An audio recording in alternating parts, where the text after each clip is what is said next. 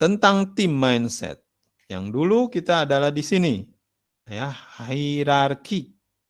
Sekarang sudah mulai tim itu berdinamika. Ya, dia dari satu dengan yang lain saling komunikasi. Tapi ini belum cukup juga. Yang kita butuhkan adalah seperti ini. Ya, jadi dinamika tim, ya, tiap tim ada dinamikanya, tapi bukan hanya itu, memfasilitasi juga dengan dinamika tim yang lain. Makanya saya di Slack, saya bagi 4 tim. Tim 1 bisa lihat yang tim 2, tim 2 bisa lihat yang tim 3. Inilah yang namanya transparansi data.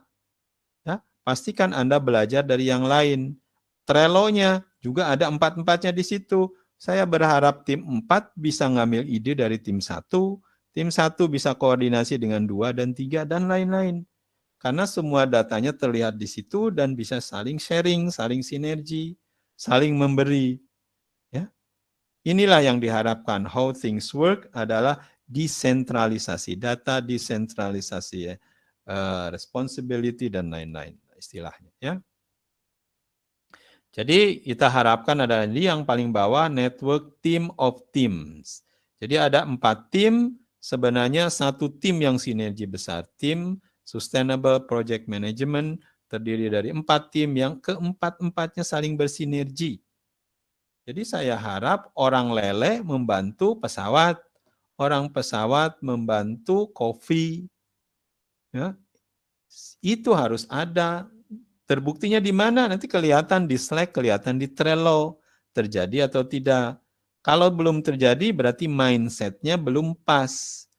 Jadi mindset Bapak grup 1 masih memikirkan grup 1, grup 2 masih fokus tentang masalahnya grup 2, grup 3 masih struggling tentang grup 3. Padahal solusinya mungkin ada di grup 2. Ya.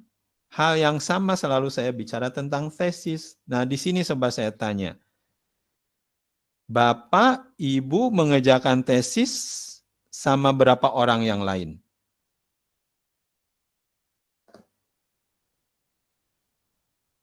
Ada yang tesis berlima enggak? Oh, enggak ada, Pak. Kenapa? Tidak, Pak. Bertiga saling support. Mindsetnya dulu dari awal. Kenapa? Coba di-push mindsetnya paling jauh. Saya mengerjakan tesis bersepuluh. Ada nggak pemikiran ke situ? Ini di stretch ya, saya sengaja stretch supaya makin besar. Saya mengerjakan tesis saya bersepuluh. Ada nggak yang berpikiran begitu? Kalau tidak, kenapa tidak? Coba kasih tahu alasan, satu aja alasannya kenapa tidak ada berpikir ke situ. Tidak, Pak, karena by regulation stated itu 6 maksimum. 6 apa tuh, Pak? 6 author, first author dan juga pembimbing dan segala macam maksimum sampai 6.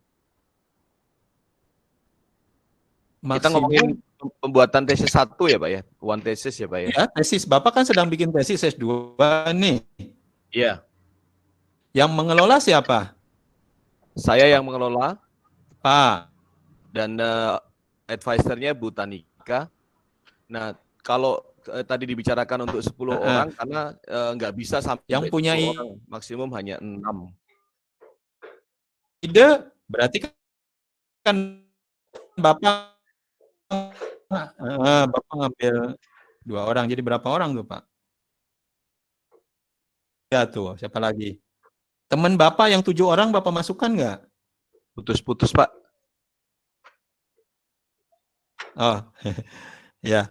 Teman Bapak yang 7 orang Bapak masukkan nggak ke tesis Bapak? Yang 7 orang yang mana ya, Pak? Ya, kan Bapak tidak memilih 7 orang dengan sengaja kan? Atau 10 orang dengan sengaja teman Bapak masukin ke tesis Bapak. Ada tidak? Ini saya nge-stretch, 10 orang itu kan hanya number yang saya pick saja. Tapi jarang sekali orang yang dengan sengaja saya ingin bikin tesis bersepuluh. Tapi ya mungkin dimasukkan ke tesis ya berdua juga nggak masalah. Ya cuma supervisor Bapak dengan Bapak kan masalah di tesis. Tapi sebenarnya Bapak mengerjakan tesis 10 orang, yang lainnya tidak Bapak masukin, tidak apa-apa. Yang penting tesis itu selesai sesuai dengan yang Bapak inginkan. Ya. Kalau yang itu, ya, Pak. Understood, Ya. Pak. Kenapa? Karena Bapak bikin schedulingnya, Bapak bikin project manajemennya akan berbeda. Di situ Pak Iwan terus dari awal sama akhir, terus paling ada supervisornya, ada sub supervisornya, pembimbing kedua. Nggak ada tuh orang ketiga, keempat, kelima, keenam yang sebagai outsource Bapak, partner Bapak. Kan kita tidak melarang. Yang penting Bapak selesai tesisnya. Ya, inovasi Bapak. Nah, idenya kan ide Bapak. Tapi yang mengerjakan A, B, C, D, E, F, G, H-nya, apa perlu Bapak? Nah, tidak perlu. Bapak belum ahlinya. Mungkin. Ya, tidak perlu ahlinya dari segala macam. Yang penting ahli bikin tesis. Sudah, itu aja. Karena kan tujuan tesis, kemarin yang dibicarakan Pak Gembong apa? Bukan buat paper, bukan buat A, B, C, D. Bapak selesai ngejain tesis. Paper. Ya, Bapak boleh nggak Bapak bab 1 di outsource-kan ke A, bab 2 outsource-kan ke B? Boleh, saya tidak pernah melarang. Yang penting yang tanggung jawab. Bisa nggak selesai dalam 1 bulan? Saya tidak melarang. Karena Bapak ada 10 orang yang mengerjakan. Cara approach-nya, yang penting cara approach-nya bahwa ini team of network. Bapak yakin punya banyak network yang bisa membantu Bapak mengerjakan tesis. Saya yakin itu. Dan kalau tidak, cari timnya. Dan yang penting tugas Bapak, ya kalau bisnis itu dapat duit gitu kan kasarannya ya. Mau caranya gimana terserah gua dong gitu. Nah, itulah dari tim nanti di project management Bapak atur. Bagaimana caranya supaya tujuan saya bikin tesis selesai. Tujuan saya dapat duit dari bisnis misalkan. Bisnisnya secara sustainable, halal, dan segala macam. Itu kan mindset. Itu benar. Silakan. Jalannya bagaimana tidak terlalu penting, tapi cara pandangnya yang penting. Supaya Bapak bisa keluar of the box. Saya harapkan sebenarnya kalau saya selalu boleh minta, jangan kerja sendirian bikin tesis. Dan nanti saya minta ke grup saya tuh, kalau ada 10 orang, ya kenapa nggak bersepuluh anak kerja bareng-bareng? Ya, siapa tahu bisa capai lebih awal, lebih bagus, bisa lebih fenomenal. Siapa tahu, ya.